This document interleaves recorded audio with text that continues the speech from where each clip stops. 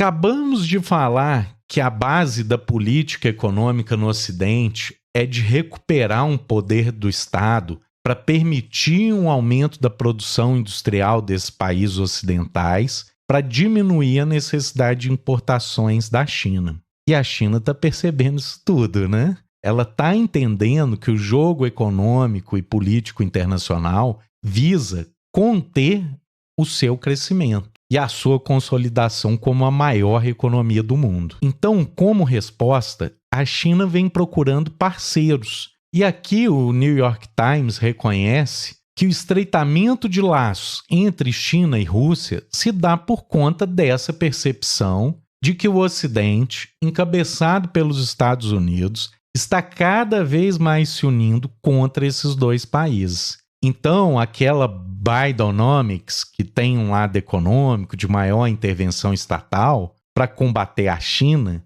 e a China já percebeu isso. E por isso ela precisa continuar trabalhando nas suas relações comerciais, nas suas relações diplomáticas. Porque mesmo que ela se consolide como poder econômico número 1, a questão militar, os atritos bélicos com o Ocidente devem piorar. Então, a proposta política do Biden não se trata apenas de keynesianismo de um lado, mas do outro lado, na questão da política externa, visa dificultar a consolidação da China como economia número 1 do mundo. E essa disputa geopolítica é inviável sem um Estado forte. O livre mercado não foi capaz de dar respostas adequadas do ponto de vista americano para esse declínio relativo que o país vem sofrendo desde que ele passou a adotar o neoliberalismo nos anos 80. Então, na medida que os Estados Unidos abre e desregulamenta sua economia,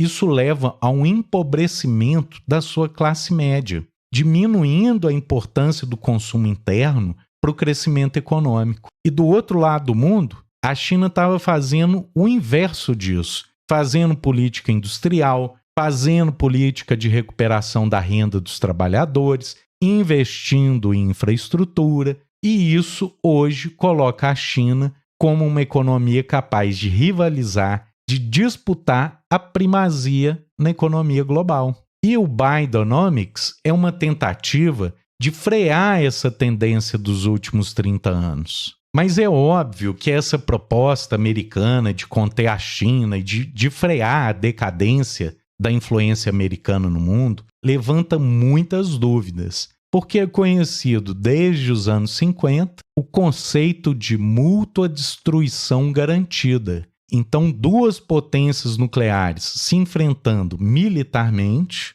não vai dar em boa coisa, né, gente? Por isso, muitos analistas, ao contrário do que está propondo o presidente Biden e seus seguidores como o Reino Unido, advertem que essa política de tensionamento com a China tem um alto risco, inclusive de uma guerra nuclear. E para evitar esse risco absoluto, eu trago o Martin Wolf, que eu diria que é um dos economistas mais influentes do mundo, falando que o G7, que obviamente é liderado pelos Estados Unidos, tem de aceitar que é impossível mandar no mundo inteiro. Que apesar de ainda ser um grupo poderoso, tem de entender que a dominância absoluta que ele exerceu no pós-Guerra Fria já não é mais a realidade. Então, tensionar ainda mais, como está propondo o Biden, poderia até fazer algum sentido numa realpolitik abstrata, mas no mundo real, a gente está falando de um concorrente que é uma grande potência militar, no caso da Rússia,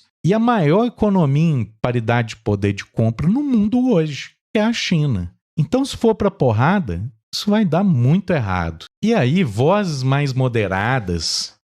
essas vozes mais moderadas pedem uma avaliação mais cuidadosa da situação atual. E mais uma vez mostrando que a influência desses países desenvolvidos vem perdendo muito rapidamente essa predominância na economia global. Se no pós-guerra o mundo ocidental era uma parcela esmagadora da economia global, hoje estamos falando aí entre 1/4 e 1/3 da economia mundial, que está nesses países desenvolvidos. E do outro lado, os países em desenvolvimento como China, Índia, Rússia, Brasil e tantos outros já correspondem por quase 60% da economia global hoje. E é óbvio que os Estados Unidos ainda têm as suas armas econômicas, que eu coloco como um player indispensável nesse mercado global. E essa principal arma econômica é o dólar, que ainda é esmagadoramente utilizado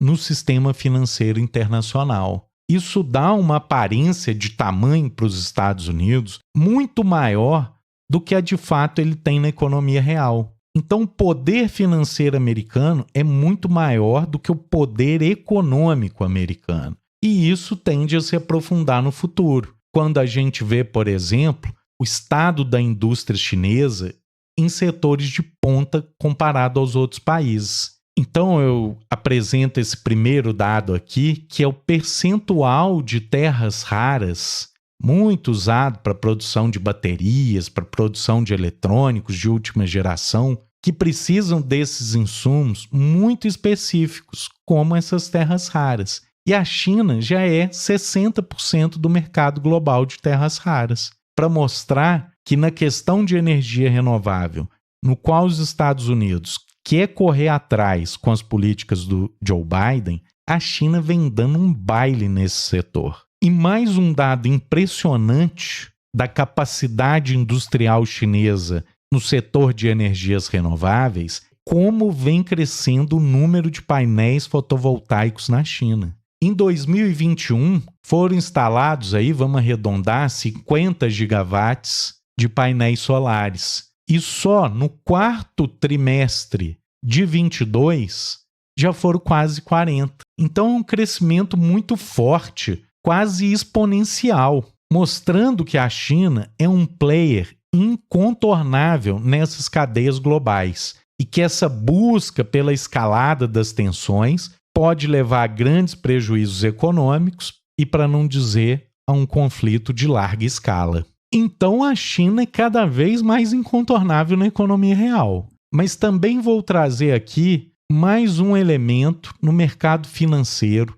onde hoje os títulos da dívida chinesa já pagam menos que os títulos americanos. E se a taxa de juros reflete de alguma maneira o risco do país, a gente vê que desde 2022 a China tem conseguido melhores condições de empréstimo no mercado financeiro do que o próprio Estados Unidos. E ela vem promovendo essa internacionalização do seu mercado financeiro. E aqui, só para trazer um exemplo, que é o de permitir o acesso ao mercado de swaps, justamente para ampliar a escala, que ainda é relativamente pequena, do mercado financeiro chinês no mercado financeiro internacional.